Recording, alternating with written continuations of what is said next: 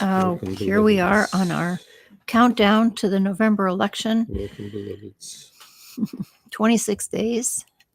But we can also feel the end of the days of awe nearing. Tomorrow night is Kol Nidre, the Kol Nidre prayer that signals the beginning of Yom Kippur, our day of at one mint, our day where we take on the sins of the world and try to,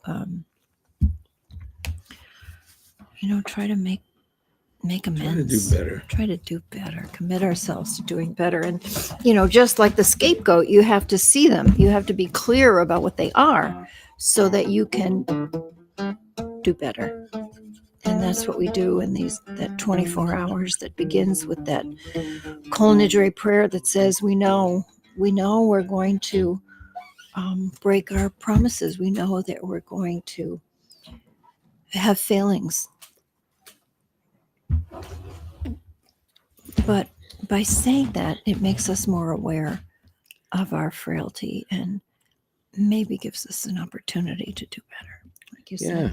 Right? We're in the word we use this time of year is tshuva. We're in the 10 days Tshuva. of tshuva, which we use Turning. as a turning movement.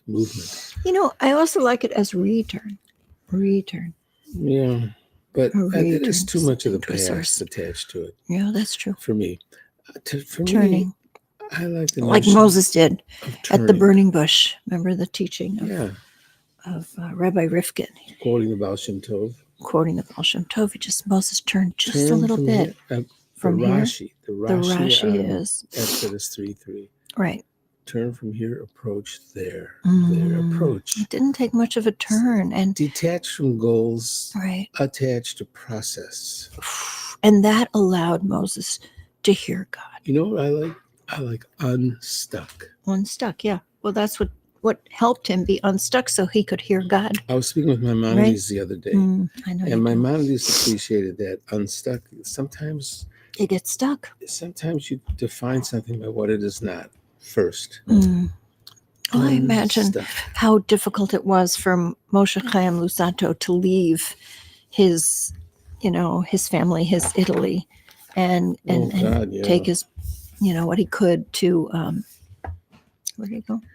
Well, first he stopped somewhere, but then he ended up in Amsterdam.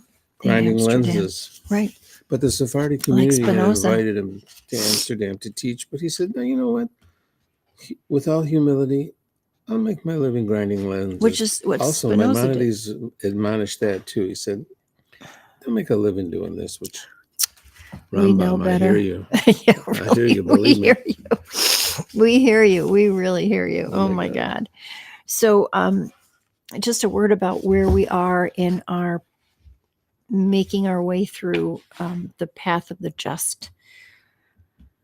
Watchfulness, eagerness, passion, cleanliness, and holding back, abstinence, but more like a making space. And then saintliness.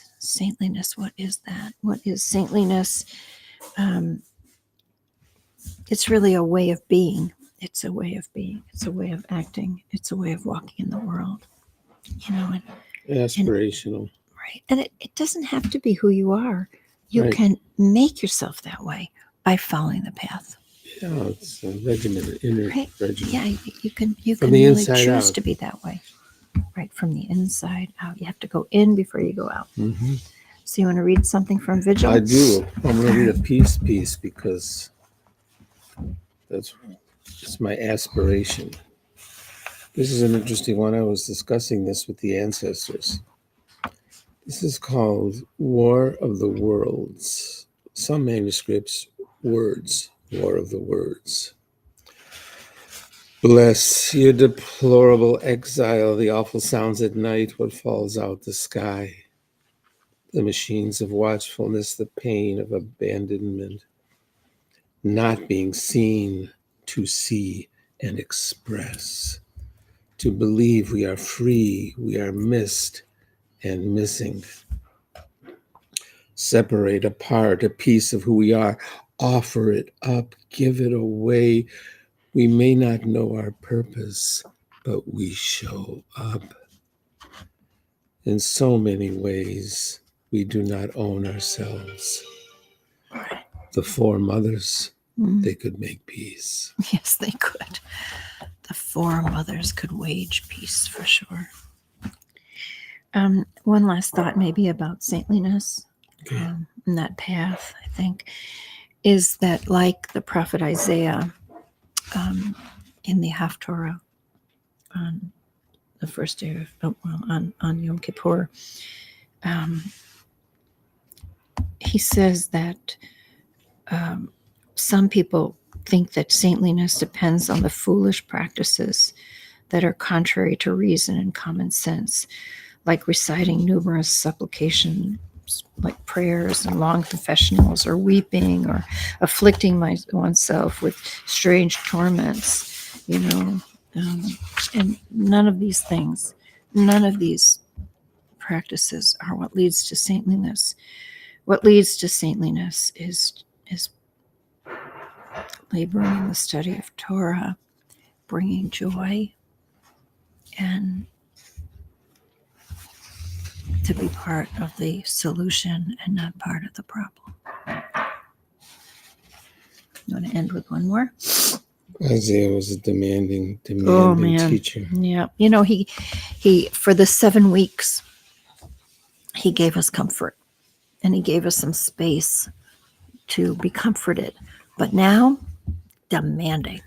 Yes, I don't want those fasts, those empty prayers of yours if you are not caring for the widow and the orphan and feeding the hungry and releasing the captives. Oh my God. Isaiah. Release the captives. Wouldn't that be amazing if on Yom Kippur the captives would be released? Something to pray for. Yeah. So we'll end with a little Isaiah. What do you say? Yeah. He's in here. Hold on. I find myself turning to him often. Isaiah. Yeah. Yes. And Isaiah was a city dweller. He wasn't a country guy. He was from the city, and he knew the hypocrisy sometimes of those who served the temple but didn't really serve, but were really serving themselves. I mentioned him 8 times in my book. Isaiah. Wow. Cool. Okay. Isaiah depressed.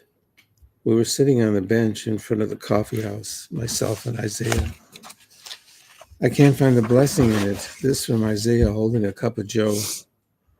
That's when he saw it. Future Jerusalem rebuilt stronger. Built out of the cruelty of the past. Remedy before malady. Vision before failure. Hidden ascent and seed for hope. Excuse me. Hidden ascent and seed for hope. Always the problem and suffering, I said to Isaiah, I can't find the blessing in it. Proximity of what saves and what corrupts.